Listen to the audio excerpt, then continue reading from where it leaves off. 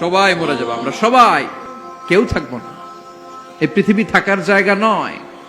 কিয়ামতের সময় আল্লাহ তাআলা মালাকুল মাউতকে বলবেন, সবার রূহ কবজ করে ফেলো, সবার, কেউ থাকবে না, সবার রূহ কবজ হয়ে যাবে। আল্লাহ মালাকুল মাউতকে বলবেন, মালাকুল মাউত কি অবস্থা? বলবে সব শেষ। মাইয়াবকা, কে বাকি? মালাকুল মাউত বলবে জিনেরা বাকি, যাদেরকে দেখা যায় না। আল্লাহ বলবেন জিনদেরকেও শেষ করে ফেলো, রূহ কবজ করো। মালাকুল মাউত আজরাইল জিনদের রূহ কবজ করবে। আল্লাহ এবার জিজ্ঞেস করবে, ইয়া মালাকাল মাউত আখবিরনি মাইয়াবকা, এবার বলো আর কে বাকি? মালাকুল মাউত বলবে, আল্লাহ মানুষগুলো সব শেষ, জিনগুলাও শেষ, এবার বাকি ইবলিশ শয়তান। কে বাকি? ইবলিশরেও শেষ করো, ইবলিশও শেষ। আল্লাহ আবার জিজ্ঞেস করবেন, ইয়া মালাকাল মাউতি মাইয়াবকা, আর কে বেঁচে আছে বলো। মালাকুল মাউত বলবে, আল্লাহ আপনার কথা অনুযায়ী পৃথিবীর সব মানুষের রূহ কবজ করলাম, সব জিনদের রূহ কবজ করলাম, ইবলিসের রূহ কবজ করলাম, এখন আছে শুধু ফেরেশতারা। আছে কারা? যাও ফেরেশতাদের রূহ কবজ করো, ফেরেশতাদের রূহ কবজ হয়ে যাবে। এবার আল্লাহ জিজ্ঞেস করবেন, ইয়া মালাকাল মাউত আখবিরনি মাইয়াবকা। মালাকুল মাউত বলবে, আল্লাহ আপনার কথা মতো ধরে ধরে সব শেষ, ফেরেশতাও শেষ, 4 জন ছাড়া। কয়জন ছাড়া? জোরে বলেন, কয়জন ছাড়া? ইসরাফিল, জিব্রাইল, মিকাইল, আজরাইল। আল্লাহ এই 4 জন আমরা বাকি। আল্লাহ বলবে, যাও ইযহাব ইনতালিক ইলা জিবরিল ওয়াকবাদ রূহা, জিব্রাইলের রূহ কবজ করো। ইযহাব ইলা ইসরাফিল ওয়াকবাদ রূহা, ইসরাফিলের রূহ কবজ করো। ইযহাব ইলা মিকাইল ওয়াকবাদ রূহা, রূহ কবজ করো। ওই 3 ফেরেশতাও শেষ। এবার আল্লাহ তাআলা জিজ্ঞেস করবেন, ইয়া মালাকাল মাউত আখবিরনি মাইয়াবকা, হে মালাকুল মাউত আর কে বাকি আছে বলো। মালাকুল মাউত বলবে, আল্লাহ আপনার কথা মতো মানুষগুলো শেষ, জিনগুলো শেষ, ইবলিশ শেষ, আমার বাকি 3 ভাই ইসরাফিল, মিকাইল, জিব্রাইলও শেষ, শুধু আমি, শুধু আমি। আল্লাহ বলবেন, কেউ নাই? মালাকুল মাউত বলবে, না আল্লাহ কেউ নাই। এবার আল্লাহ তাআলা বলবেন, মালাকুল মাউত তুমি তো সবাই রে মারছো, এবার তুমি মরো, এবার তুমি মরো, তুমি মরো। শোনার সাথে সাথে মালাকুল মাউতের কাঁপুনি ছুটে যাবে, খিঁচুনি এসে যাবে ভয়ে।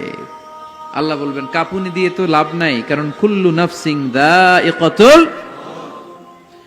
রব্বুল আলামিন বলবেন, মালাকুল মাউত কেঁদো না, এটাই দুনিয়ার বিধান, আমি আল্লাহর দেয়া বিধান, এটাই, জন্মালেই মরতে হয়। যাও, জান্নাত জাহান্নামের মাঝখানে একটা জায়গা আছে, জায়গাটার নাম হলো আরাফ। এই আরাফের মধ্যেখানে যে দাঁড়া, ওখানে যে মালাকুল মাউত কাঁপতে থাকবে। মালাকুল মাউত বলবে, আল্লাহ সৃষ্টি শুরুতে যদি জানতাম, সৃষ্টি শুরুতে যদি জানতাম সবাইকে মৃত্যুদান করার পরে, রূহ কবজ করার পরে আমাকেও মরতে হবে, তাহলে এই কঠিন দায়িত্বের ব্যাপারে আপনার কাছে ক্ষমা চাইতাম। আজকে আমারও যে ভাগ্য বরণ করে নিতে হবে সৃষ্টির শুরুতে, আমি এটা কল্পনাই করতে পারি নাই। আল্লাহ বলবেন, নো টক, মুত, ইয়া মালাকাল মাউত, মর, মরে যা, মুত, মরে যাও। বলার সাথে সাথে মালাকুল মাউত এক বিকট চিৎকার হাঁকিয়ে মরে যাবে। মালাকুল মাউতের চিৎকারটা সেদিন এত ভয়ঙ্কর হবে, বিষ্ণু ঈসা ইসলাম বলেন, ওই চিৎকারের আওয়াজ যদি পৃথিবীর মানুষেরা কান দিয়ে শুনতে পেত, তাহলে কিয়ামত সংগঠিত হওয়ার জন্য আলাদা করে ইসরাফিলের সিঙ্গার প্রয়োজন হতো না। ওই চিৎকারের আওয়াজে প্রতিটা মানুষ কানের পর্দা ফেটে ওই জায়গায় লাশ হয়ে পড়ে যেত। এবার ডানে বায়ে সামনে পেছনে উপরে নিচে কেউ নাই, একজন ছাড়া, জোরে বলতে হবে তিনি কে?